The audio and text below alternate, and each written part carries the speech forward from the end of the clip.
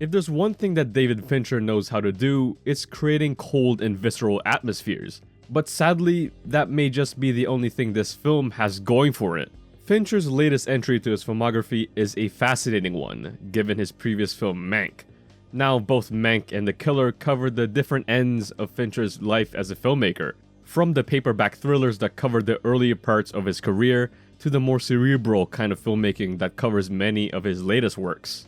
So, seeing The Killer come out right now in the later end of his career creates a very interesting meta discussion that the film itself is about. Centered around a botched hitman job and the fallout from it is Michael Fassbender's The Killer, who spends the rest of the film hunting those who attempted to ruin his private life. And, well, that's pretty much it.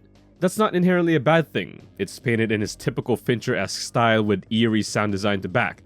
And it's fairly entertaining to see the entire plot unfold, even with the lack of an emotional pull. And as the film went on, I started to see it through a different lens.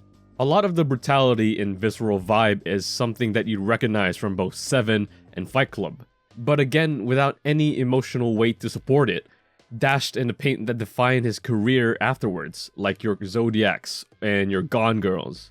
And it became heavily apparent that this wasn't only made as another film for his legendary career, but more so as a self-reflection on his own filmography with a hint of cynicism.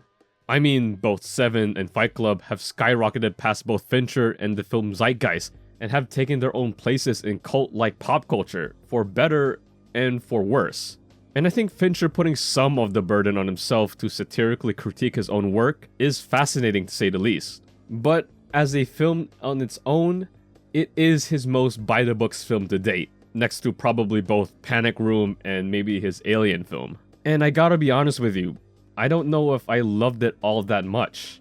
It's fun and it's interesting, but there's nothing else beyond that as a film. I don't give a Fassbender is solid as our cool, calm and collected hitman, coming off a lot like Javier Bardem's Anton Chigurh.